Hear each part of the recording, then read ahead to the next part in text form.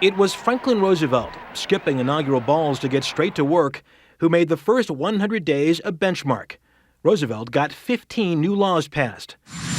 While President Obama has not been quite as productive, with 6 bills passed and signed, the scope and speed of what he has tackled is rare.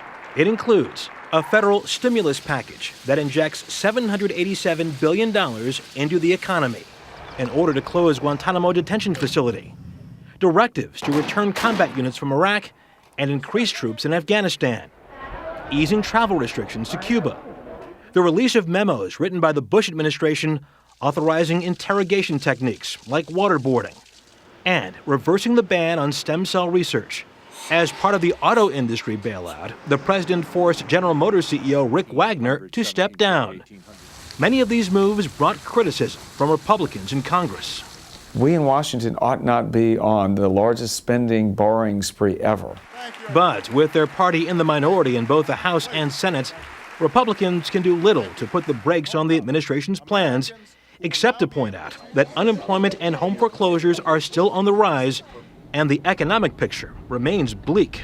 I would probably say he gets an incomplete because there is a lot that still needs to be done. But in a recent AP poll, 48% of Americans say they believe the country is headed in the right direction. That's up 31 points since October, a month before the election. And 64% approve of the way the president is handling his job. And for more on the 100-day milestone, we are joined by Chief Political Correspondent Jeff Greenfield. Jeff, good evening to you. Howdy. As 100 days go, as these things go, how would you assess President Obama's performance? I think Representative Kander is right. On almost everything, an incomplete's the only sensible mark, because unlike FDR, who got everything through in 100 days, most of these things, except for the stimulus package, are proposals. So we don't know whether they're going to come out in any kind of form that we now see, health care, the environment, and if they do, whether they're going to work.